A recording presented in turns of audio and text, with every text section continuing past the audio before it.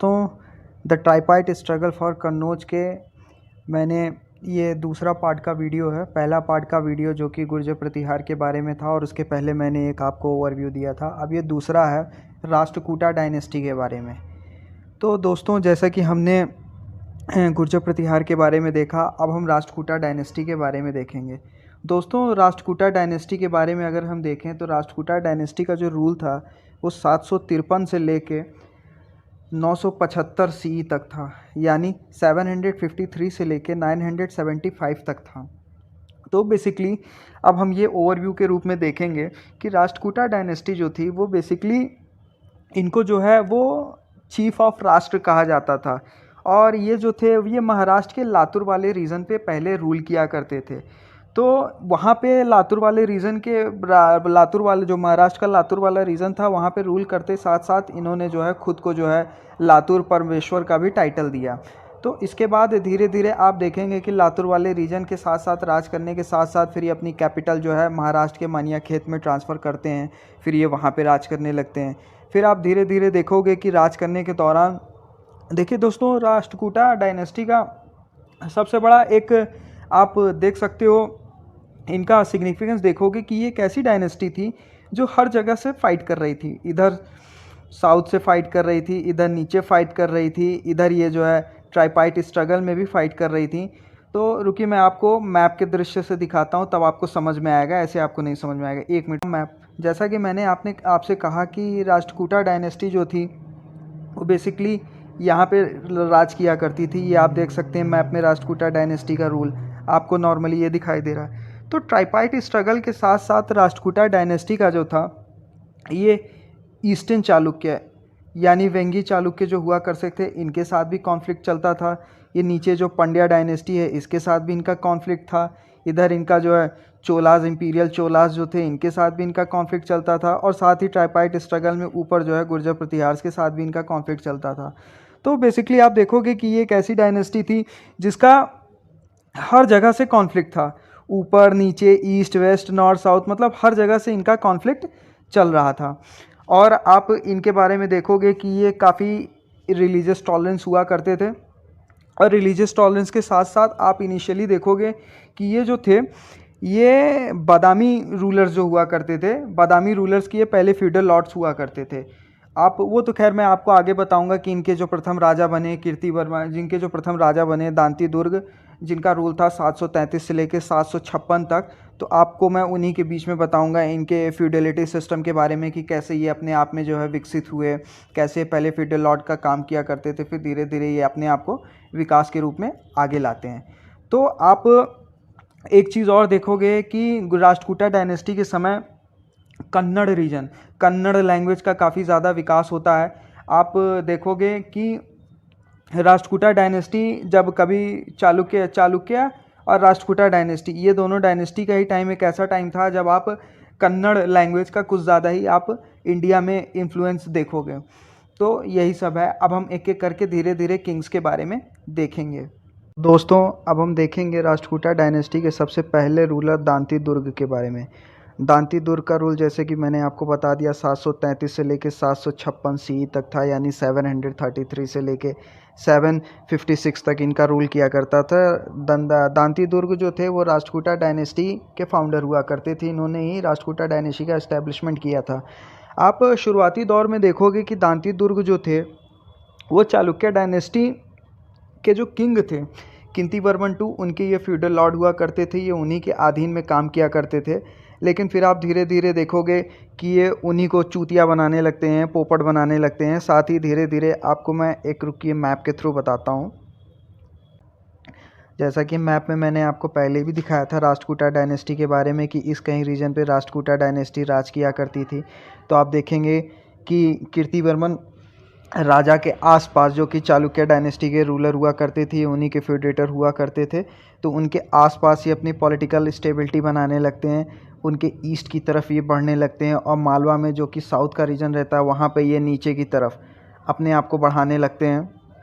और धीरे धीरे आप देखेंगे कि ये उनको टॉपल करने के साथ साथ उनके कर्नाटका वाला रीजन रहता है कीर्तिवर्मन II का, जिनके फ्यूडल लॉर्ड हुआ रहते हैं, उनको ये टॉपल नहीं करते हैं जब तक इनको पॉलिटिकल स्टेबिलिटी नहीं मिल जाती। और लास्ट में जब इनको पॉलिटिकल स्टेबिलिटी मिल जाती है तो ये 753 में अपने आप को डिक्लेयर कर देते हैं कि ये अकेले राजा हो चुके हैं, अब ये किसी के अधीन में काम नहीं करेंगे। और साथ ही आप इनके बारे में ये भी देखोगे कि दांती दुर्ग जो थे वो नॉर्मली ब्राह्मण हुआ करते थे।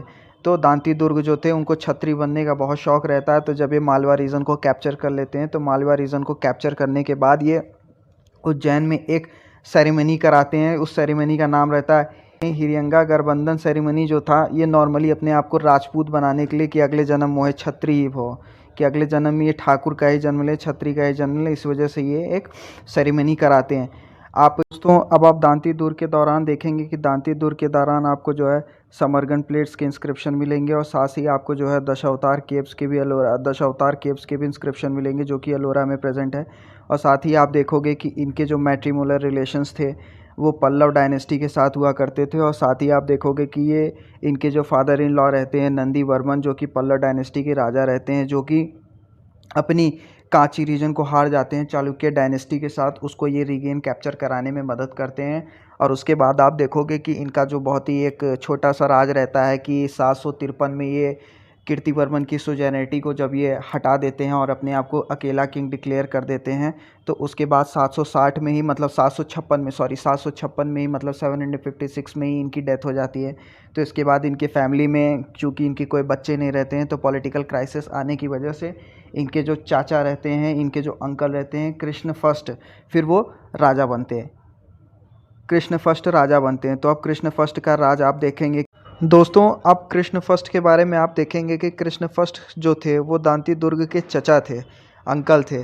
और उनका जो रूल आप देखेंगे वो 756 से लेके 774 सी तक होगा। दोस्तों इस दौरान आप देखेंगे कि राष्ट्रकूट डायनेस्टी का थोड़ा बहुत एक्सपेंशन भी होगा। आप बेसिकली देखेंगे कि कृष्ण फर्स्ट के ही दौरान इनका जो है एक्सपेंशन होगा वो मैसूर की गंगा डायनेस्टी के साथ होगा। और वेंगी चालुक्य के साथ ही इनका एक्सपेंशन होगा, फाइट करेंगे, जिसके साथ इनकी जो है थोड़ा सा बॉडी ओवरलैपिंग की वजह से साथ साथ थोड़ा सा डायनेस्टी का एक्सपेंशन भी होगा। और साथ ही आप देखेंगे कि इनके ही शासन काल के दौरान जो fine art craft monolithic architecture है वो सबसे बेहतरीन होगा। अगर शायद आपको पता हो तो केव नंबर 16 जो एलोरा की है उसका ग्रेटेस्ट कंट्रीब्यूशन जो रहा है वो कृष्ण फर्स्ट का ही रहा है। जब मैं आपको आर्ट एंड कल्चर की सीरीज़ ले आऊँगा, आर्ट एंड कल्चर्स के लेक्चर्स लाऊंगा तो उसमें आपको विशेष रूप से बताऊंगा। दोस्तों अगर यूनेस्को हेरिटेज साइट के हिसाब से आप बात करोगे तो जो कैलाश का जो आर्किटेक्चर रहा है वो थोड़ा बहुत सांची की तरह भी दिखता है। खैर जब आर्ट एंड कल्चर के लेक्चर लाऊंगा तो ये आपको बेहतरीन ढंग से क्लियर होगा। उसके बाद फिर आप देखोगे कि गोविंद 2 जो है वो कृष्ण फर्स्ट के बाद जो है वो गोविंद 2 पावर पे आते हैं, पर इनके बेटे रहते हैं। पर उसके बाद आप देखोगे कि गोविंद 2 के गद्दी के बैठने के बाद जो है कुछ थोड़ा बहुत इनके पॉलिटिकल में सक्सेसर को लेकर लड़ाई होने लगती है। तो इसके बाद फिर आप देखोगे कि ध्रुव इनकी गद्दी पे बैठते हैं। फिर ध्रुव का जो शासनकाल रहता है वो 780 लेके 793 तक रहता है। अब ध्रुव के शासनकाल को दोस्तों देखोगे तो सबसे मतलब कह सकते हो कि एफिशिएंट भी कह सकते हो आप राष्ट्रकूटा डायनेस्टी के, क्योंकि ये वही दौर था जब ध्रुव का पॉलिटिकल एक्सपेंशन ऊपर कन्नौज के साथ साथ कावेरी तक था। तो इन चीज़ों को थोड़ा सा आप ध्यान रखिएगा दोस्तों कि कावेरी की तरफ भी इनका एक्सपेंशन हो जाता है और साथ में सेंट्रल इंडिया कन्नौज की तरफ तो रहता ही है। और ये डिफीट कर देते हैं। मैंने आपको पहले भी बताया था कि धर्मपाल जो पाला डायनेस्टी के रूलर रहते हैं ये उनको भी हरा देते हैं और नागभट्ट 2 जो कि गुर्जर प्रतिहार के राजा रहते हैं ये उनको हरा देते हैं। पर दोस्तों एक चीज़ आप देखिएगा कि कन्नौज रीजन को जीतने के बाद ये वहाँ से लूटपाट करके वहाँ की वेल्थ को लूटपाट करके वापस चले आते हैं। वापस चले आने के बाद आप देखेंगे कि इनका जो थोड़ा बहुत फाइट है वेंगी चालुक्य के साथ भी होगा। आप एक चीज़ ऊपर भी देखिएगा कि वेंगी चालुक्य का फाइट जो है वो कृष्ण फर्स्ट के साथ भी हो रहा है और साथ ही ध्रुव के साथ भी हो रहा है। तो इस चीज़ को थोड़ा आप ध्यान रखिएगा दोस्तों। आप नॉर्मली एसएससी वाले बच्चे ये चीज़ भी आप ध्यान रखिएगा कि 8th सेंचुरी से रिलेटेड आपको जो है एलोरा टेम्पल का भी आ जाता है कि 8th सेंचुरी में कौन सा मॉन्यूमेंट बना था। मैच द फॉलोइंग वगैरह में यूपी पीसीएस में भी अक्सर पूछ लेता है। तो आप इस चीज़ों का भी थोड़ा ध्यान रखिएगा जो कि कृष्ण फर्स्ट के दौरान 8th सेंचुरी में बना था। एलोरा केव नंबर 16 वो मैं धीरे धीरे आपको आगे बताता रहूँगा। तो इन चीज़ों का भी थोड़ा दोस्तों ध्यान रखिएगा। और साथ ही आप देखेंगे कि ध्रुव इनके 4 पुत्र थे, उनके मरने के बाद भी सक्सेसर लेकर लड़ाई होती रहती है। तो उन 4 पुत्रों में से गोविंद जो होते हैं वो फाइनली गद्दी पे बैठते हैं। गोविंद का जो राज रहता है वो 793 से लेके 814 सी तक होता है। इनके बारे में आपको जो है गोविंद 3 का हम राज देखेंगे। गोविंद 3 का राज नॉर्मली 793 से लेके 814 सी तक रहता है, मतलब 793 से लेके 814 तक रहता है। गोविंद 3 के बारे में आप देखेंगे कि गोविंद 3 का ज़्यादातर आपको जो है नॉर्मली उल्लेख संजन इंस्क्रिप्शंस में ही मिलता है। संजन इंस्क्रिप्शंस का उल्लेख जो है अमोघ वर्ष ने दिया था, जो कि इनकी औलाद रहती है।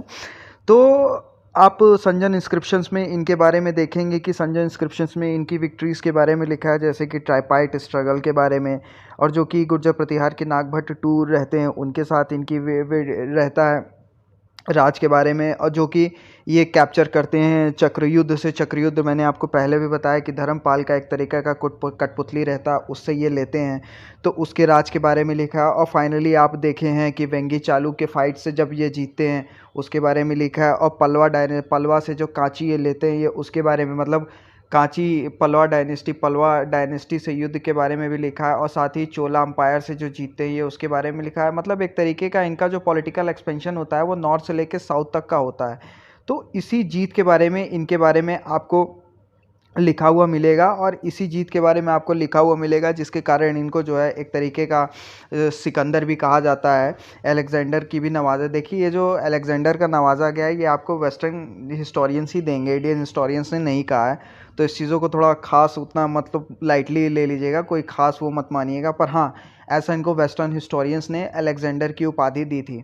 और साथ ही आप देखोगे कि जब इनका एक्सपेंशन नीचे की तरफ हो जाता है, इधर कांची वाले रीजन की तरफ हो जाता है, तब आप देखोगे कि यहाँ श्रीलंका जो पार्ट रहता है, हिंदुस्तान के नीचे जो श्रीलंका रहता है, यहाँ पे किंग सिलियन का राज रहता है। तो ये घबरा जाते हैं कि कहीं ऐसा ना हो इनका कब्ज़ा यहाँ पे हो जाए। तो ये इस डर के मारे इनका कब्ज़ा यहाँ पर हो जाए, तो इसकी वजह से ये किंग सिलियन जो रहते हैं वो इनके साथ डिप्लोमेटिक रिलेशंस बना लेते हैं।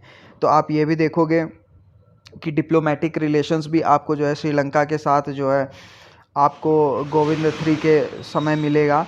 और साथ ही आप देखोगे कि गोविंद 3 के मरने के बाद इनके जो पुत्र रहते हैं सर्वाबो गद्दी पे बैठते हैं, लेकिन उनका कोई खास आपको रिटन इंस्क्रिप्शन नहीं मिलेगा। तो जिसकी वजह से उसके बाद आप देखोगे कि अमोघ वर्ष गद्दी पे बैठते हैं। अमोघ वर्ष का क्या सीन है कि अमोघ वर्ष का जो राज रहता है वो 1814 से लेके 878 सी तक रहता है। 1814 का मतलब आप समझिए कि 814 से लेके 878 तक। इनके बारे में आपको मैंने पहले भी बताया कि गोविंद 3 के जीत के बारे में, विक्ट्रीज़ के बारे में संजन इंस्क्रिप्शन में मिले हैं। वो संजन इंस्क्रिप्शन नॉर्मली आपको जो है अमोघ वर्ष ही ज़्यादातर देते हैं। अमोघ वर्ष के बारे में नॉर्मली कहा जाता है कि ये जैन धर्म से बहुत ज़्यादा इन्फ्लुएंस रहते हैं, तो इसी वजह से इनको जो है साउथ का अशोक कहता है। जिस तरीके से अशोक जो है बौद्ध धर्म से बहुत ज़्यादा इन्फ्लुएंस रहता है, तो इसी तरीके से ये जैन धर्म से कई ज़्यादा इन्फ्लुएंस रहते हैं। तो यही कारण है कि आप देखेंगे कि जैन धर्म से इन्फ्लुएंस होने के कारण कई सारे जो है जैन जो रहते हैं, जैन समुदाय के कोटियंस इनके कोर्ट्स में, जैन समुदाय के राइटर इनके कोर्ट्स में रहते हैं, जिसमें जीना सिन्हा रहते हैं जो कि आदिपुरा के ऑथर रहते हैं, वो कि इनके कोर्ट्स में बैठते हैं। और साथ ही ये बहुत ही ज़्यादा अकबर की तरह रिलीजियस टॉलरेंस पॉलिसी रहती है इनकी। एक चीज़ आप ध्यान रखिएगा कि जो गोविंद 3 रहते हैं इनकी जो नीति रहती है वो दिग्विजय की नीति रहती है। दिग्विजय का मतलब कि तलवार की धार पे पूरे किंगडम को बनाना। लेकिन जो अमोघ वर्ष रहते हैं ये काफ़ी सॉफ्ट हार्टेड पर्सन रहते हैं। सॉफ्ट हार्टेड पर्सन जैसे कि आप अकबर के बारे में सुनते हैं ना कि कालिंगा की लड़ाई के बाद उसने बौद्ध धर्म को अपना लिया था, तो उसी तरीके से आप देखेंगे कि सॉफ्ट हार्टेड पर्सन के साथ साथ थोड़ा सा इसका जो है कल्चर इन्फ्लुएंस भी बहुत ज़्यादा आपको मिलेगा। आप ऐसा देखोगे कि लक्ष्मी जी के टेम्पल में ये अपने लेफ्ट हैंड का अंगूठा भी दान में दे देता है अपनी किंगडम की, अपने राज्य की सुख समृद्धि के लिए। तो ये भी आपको देखने को मिलेगा। जिस तरीके से आपको मीर भोज का राज एक लंबे टाइम के लिए मिलता है उसे देखने को मिलता है, उसी तरीके से आप देखोगे कि 64 साल तक 64 ईयर्स तक ये राज करते हैं। और साथ ही आप देखोगे कि इनकी गंगा डायनेस्टी जो कि मैसूर पे राज करती है और जो मालवा रीजन रहते हैं उसके साथ इनका जो है मैट्रिमोनियल रिलेशंस रहते हैं। और साथ ही आप देखोगे कि ये अपने आप को जो है वीरनायरा का टाइटल अपने आप को ये देता है। सॉरी दोस्तों, मैं यहाँ पे ठीक से देख नहीं पा रहा हूँ, 1 मिनट में आपको जूम करके दिखाता हूँ। यहाँ पे लिखा वीर नारायण, हाँ सॉरी, वीर नारायणा का ये टाइटल अपने आप को देता है। और साथ ही मैंने आपको शुरुआत में भी बता दिया है कि यही वो टाइम रहता है जिसमें आप देखेंगे कि कन्नड़ राइटर मिलेंगे। कविराज मन्या, जो कि अपनी पोएटिक्स कन्नड़ लैंग्वेज में करते हैं। और साथ ही आप देखेंगे कि अमोघवर्ष के शासन के दौरान आपको जो है प्रश्न नोत्तर रत्ना मालिका, एक संस्कृत रिटन किताब भी आपको मिलती है। और साथ ही आप अमोघवर्ष के ही शासनकाल के दौरान देखेंगे कि ये अपनी कैपिटल जो रहती है, जो कि बेसिकली पहले राष्ट्रकूटास जो हैं वो लातूर वाले रीजन पे राज किया करते थे। फिर उसके बाद ये अपना जो है मानियाखेत में कैपिटल ट्रांसफ़र कर देते हैं। और फिर इसके बाद आप देखेंगे कि जैसे जैसे इनका शासनकाल ख़त्म होता है तो फिर इंद्र थ्री राजा बनते हैं राष्ट्रकूटा डायनेस्टी के। फिर इसके बाद इनका जो शासनकाल होगा वो 914 से लेकर 929 CE तक होगा। 914 बेसिकली 914 टू लेके 929 CE तक होगा। और ये जो रहते हैं वो अमोघवर्ष के ग्रैंडसन रहते हैं, जो उनके नाती रहते हैं। और बेसिकली आप ये वो कंडीशन देखोगे कि गुर्जर प्रतिहार जो है वो भी अपने डेक्लाइन स्टेज पे आता रहता है, जहाँ पे महिपाल फर्स्ट राजा बनते हैं, जो कि काफ़ी इनएफिशिएंट राजा रहते हैं, वो हार जाते हैं, जिसकी वजह से कन्नौज रीजन जो होता है वो इनके पास चला आता है। फिर उसके बाद आप देखोगे कि कन्नौज रीजन इनके पास आने के बाद फिर इसके बाद आप देखोगे कि पावर ट्रांसफ़र होती है कृष्ण थ्री के पास। कृष्ण थ्री फिर राष्ट्रकूटा डायनेस्टी के राजा बनते हैं। उनकी जो रूलिंग पावर है, उनकी जो रूलिंग ईयर रहता है वो 939 से लेकर 967 तक रहता है।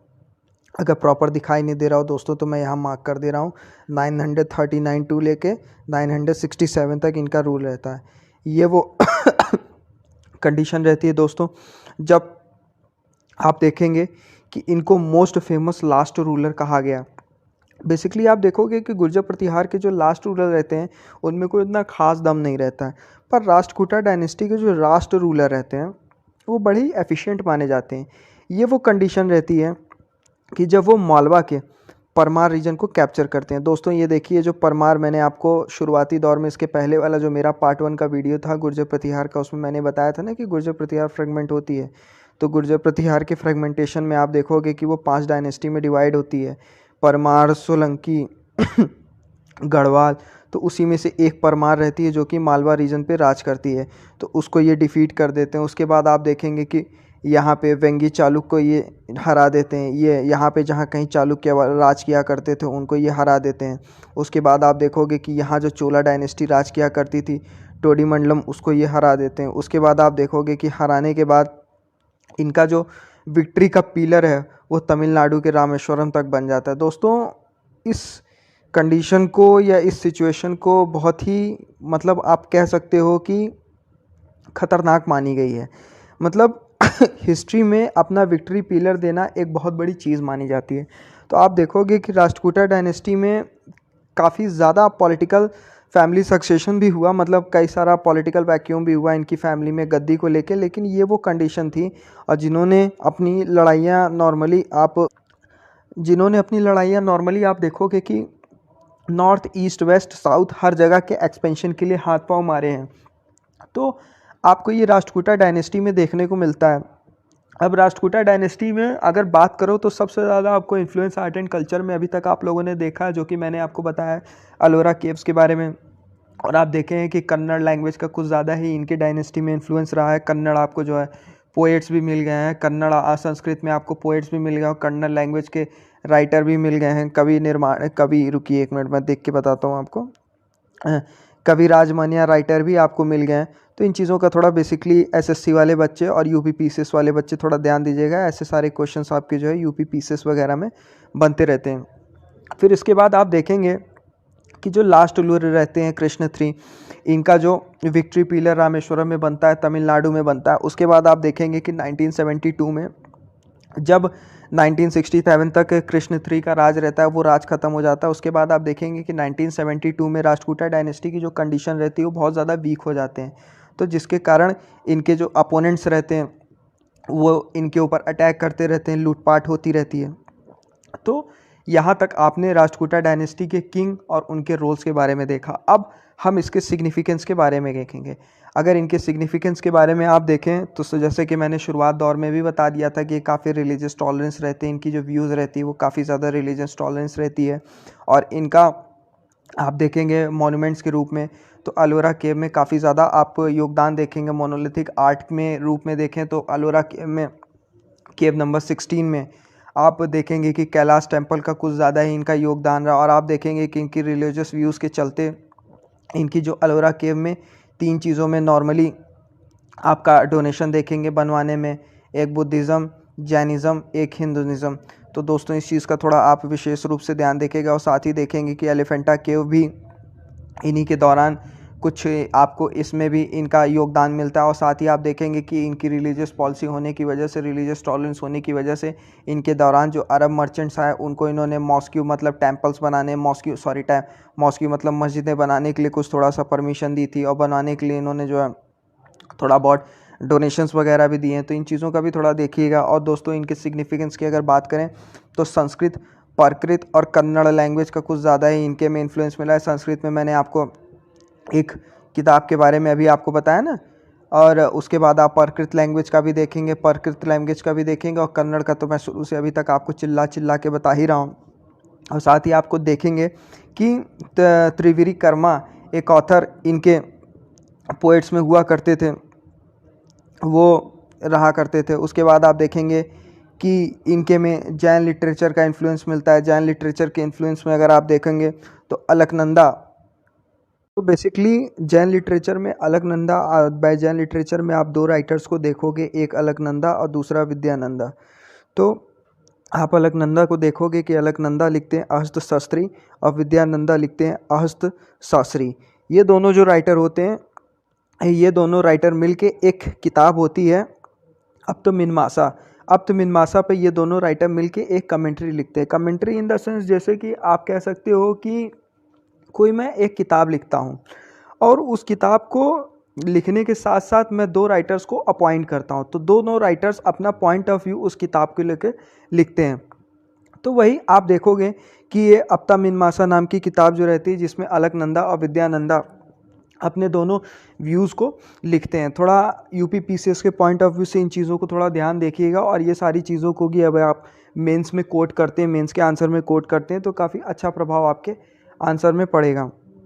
और साथ ही आप देखोगे कि काफ़ी सारे जैन लिटरेचर्स भी इनके कोट्स में हुआ करते थे, जिसमें आप ये देखोगे कि हरिसेना नाम के जो रहते हैं, जो जैन वो रहते हैं, राइटर रहते हैं, वो लिखते हैं हरिविमासा। और आप देखोगे कि काफ़ी सारे जैन लिटरेचर्स के रूप में आप देखोगे कि आदिपुरा और जिनसेना आदिपुरा रहता है, वो लिखता है गुणभद्र। अनिपुरा जैन लिटरेचर रहते हैं, आदिपुरा जो है का लिखी जाती है वो गुणभद्रा के द्वारा। और बाकी आप कन्नड़ लिटरेचर तो देखोगे ही। बेसिकली आप देखोगे कि जो जैन पोइट्स रहते हैं, जैन राइटर रहते हैं, उनका जो रिटन रहता है वो नॉर्मली कन्नड़ लिटरेचर में ही रहता है। अगर आप देखोगे तो ये जो 3-4 पॉइंट्स यहाँ पे लिखे हैं, ये मोस्ट इंपॉर्टेंट है। इन चीज़ों को थोड़ा आप एसएससी के पॉइंट ऑफ व्यू से देखिएगा कि जो पंपा वन रहते हैं, इनकी जो रिटन रहती है, किताब रहती है, इसका नाम रहता है आदिपुरा, और दूसरा रहती है विक्रा मंजू विजया। और उसके बाद आप देखोगे कि पोन्ना जो कि सतीपुरा को लिखते हैं, और जो कि रन्ना देखोगे जो कि अजनथपुरा को। दोस्तों ये याद तो मुझे भी नहीं, मैं झूठ नहीं बोलूँगा, पर इसको बार बार रिवाइज करने से ही आपको चीज़ें रिकॉल होंगी। तो इन चीज़ों को थोड़ा आप विशेष रूप से ध्यान देगा, यूपीपीसीएस में ऐसे सारे क्वेश्चंस बनते रहते हैं। उसके बाद आप इनके एडमिनिस्ट्रेटर के ओवरव्यू को देखोगे तो वैसे ही सब कुछ जैसे कि पहले चला रहा था वही आपको देखने को मिलेगा। और आप देखोगे कि फिर सामंतवाद व्यवस्था चलती रहती है। किंग जो रहता है वो सेंटर ऑफ एडमिनिस्ट्रेशन रहता है, जिसके कोर्ट्स में कई सारे इवेंट्स का सेलिब्रेशन होता रहता है। और बेसिकली आप देखोगे कि अरब राइटर्स की वजह से देखोगे कि आप देखने को मिलता है कि इनके मतलब शासनकाल में कोई पर्दानिशी माहौल नहीं रहता है, जैसे हिजाब उजाब का कोई कंसेप्ट या चेहरा ढकने का कोई औरतों को लेके कंसेप्ट नहीं रहता। और बेसिकली जो प्रिंस रहता है वो गवर्नर के ही रूप में अपॉइंट होता है। बाद में आप देखोगे कि ऐसी कंडीशंस भी आती है जहाँ चंद्रोबल्बे नाम की एक प्रिंसेस रहती हैं, रानी राजकुमारी रहती हैं, जिनको गवर्नर अपॉइंट किया जाता है। ये वो कंडीशन होती है एंशियंट में। आप मेडिवल में भी देखोगे कि फिर बाद में एक कंडीशन ऐसी आती है जब रज़िया को अपॉइंट किया जाता है सुल्तान के रूप में। तो इन चीज़ों का थोड़ा विशेष रूप से आप ध्यान दीजिएगा। उसके बाद आप देखोगे कि इनके किंगडम में मिनिस्टर्स होते हैं जो कि फॉरेन अफेयर्स होते हैं, रेवेन्यू ट्रेजर्स होते हैं, सेनापति होते हैं, चीफ जस्टिस होते हैं। और इनके में सबसे मोस्ट इम्पॉर्टेंट आप देखोगे कि सभी को जो है मिलिट्री में अपनी मतलब ड्यूटी को सर्व करना रहता है, सिवाय पुरोहित को छोड़ के। पुरोहित मोस्टली प्रीस्ट या ब्राह्मण क्लास हुआ करती थी। तो शायद ये भी आप एक कारण दे सकते हो कि राष्ट्रकूटा के पास एक लार्ज आर्मी रहती, क्योंकि इनके सारे मिनिस्टर्स को मिलिट्री में सर्व भी तो करना रहता है। तो ये भी एक कंडीशन रहती है कि जिसकी वजह से इनके पास लार्ज आर्मी रहती है। और आप देख सकते हो कि इनके पास कई सारे फोर्ट्स होते हैं। फोर्ट्स के साथ साथ आप देखोगे कि जैसे पाला डायनेस्टी के पास एक अच्छी खासी नेवी रहती है, उसी तरीके से इनके पास भी एक नेवी रहती है। अगर दोस्तों इनके एडमिनिस्ट्रेशन की बात करो तो इनका एडमिनिस्ट्रेशन था वो बेसिकली कुछ 4-5 भागों में बटा हुआ था। अगर बात करें तो जैसे सबसे पहले राष्ट्र बेसिकली अंपायर को कहा जाता था। उसके बाद आप देखोगे कि वो भुक्ति में बँटता था, फिर भुक्ति में बँटने के बाद वो मंडल में बँटता था, फिर मंडल के बाद वो पट्टा में बँटता था, उसके बाद वो विलेज में। ये जो मंडल होता था ये बेसिकली आज का तालुका रीजन को कहा जाता है, ग्रुप ऑफ विलेजेस। और उसके बाद जो विलेज होता था वो आज का गाँव कहलाता था। तो ये सारी चीज़ों की एडमिनिस्ट्रेशन को आप देखोगे बेसिकली आज के समय का। आप इनके लॉ एंड ऑर्डर को मेंटेन करने के लिए देखोगे कि कोतवाल, आज के समय का जो कोतवाली शब्द है, थाना पुलिस चौकी पे जो कोतवाली लिखा रहता है वो लॉ एंड ऑर्डर को मेंटेन करने के लिए, जैसे नहीं कहते कि दरोगा बाबू कोतवाल है, कोतवाली है। तो ये जो टर्म था वो बेसिकली इन्हीं के अंपायर से आया था। बेसिकली आप देखोगे कि इनके कंडीशन में क्या था कि जो ग्राम के अधिकारी हुआ करते थे, विलेज लेवल पे जो ग्राम को रन करने के लिए ग्रामा महाजन हुआ करते थे, ग्रामा महत्ता जिसको बोलते हैं, ये सतवाहना पीरियड के एडमिनिस्ट्रेशन से चला आ रहा था। इस एडमिनिस्ट्रेशन में क्या था कि सतवाहना पीरियड के दौरान ये काफ़ी पावरफुल होते थे, पर इनकी जब कंडीशन आती है तो आप देखोगे कि ये वीक हो जाते हैं। तो इन चीज़ों का थोड़ा विशेष रूप से ध्यान रखिएगा। उसके बाद आप देखोगे कि कई सारे ऑफिशियल्स पेड ग्रांट्स दिए जाते हैं। ऑफिशियल्स पेड ग्रांट्स के देखे जाके देखेंगे कि जैसे जो ज़मीनें इनके शासनकाल में ग्रांट्स पे दी गई, उसमें जो है ग्राम देश में आप देखोगे कि ग्राम कुटाज और गावंडाज होते थे, जो कि लैंड ग्रांट्स के कलेक्शन को कलेक्ट किया करते थे। जैसे कि मान लीजिए जो भी लैंड ग्रांट्स के जो टैक्सेस हुआ करते थे उनको कलेक्ट किया करते थे। बाद में आप देखोगे कि यही देशमुख और देशपांडे बनते हैं। आप मेडिवल इंडिया में जैसे जैसे आगे बढ़ोगे, शिवाजी की शासनकाल के दौरान भी आपको ये देशमुख और देशपांडे नाम थोड़ा ज़्यादा ही मिलेगा। तो इन चीज़ों का भी आप ध्यान रखिएगा। उसके बाद अगर आप इकोनॉमी इन्फ्लुएंस की बात करो तो इनके समय में ट्रेड एंड कॉमर्स थोड़ा सा डिक्लाइन हो जाता है। दोस्तों, ट्रेड एंड कॉमर्स का डिक्लाइन होने का कुछ कारण ये भी है कि ये वो टाइम था, रुकिए मैं आपको मैप के थ्रू समझाता हूँ। ये वो टाइम था जब अरब का आक्रमण लगातार हिंदुस्तान पे बना हुआ था। तो कुछ ये भी कारण था कि ट्रेड एंड कॉमर्स नॉर्मली जो था वो वेस्ट की कंट्रीज से अब ख़त्म हो गया था। लेकिन हाँ, ये आप देखोगे कि साउथ ईस्ट की कंट्रीज़ के साथ इनका ट्रेड एंड कॉमर्स बढ़ रहा था। क्यों? क्योंकि जो उस समय का पाला डायनेस्टी था, और आप ये देखोगे कि राष्ट्रकूटा डायनेस्टी ने भी अपनी खुद की नेवी बना ली थी। तो यही वो कारण था कि जिसकी वजह से साउथ ईस्ट की कंट्रीज़ के साथ इनका ट्रेड एंड कॉमर्स अच्छा खासा हो रहा था।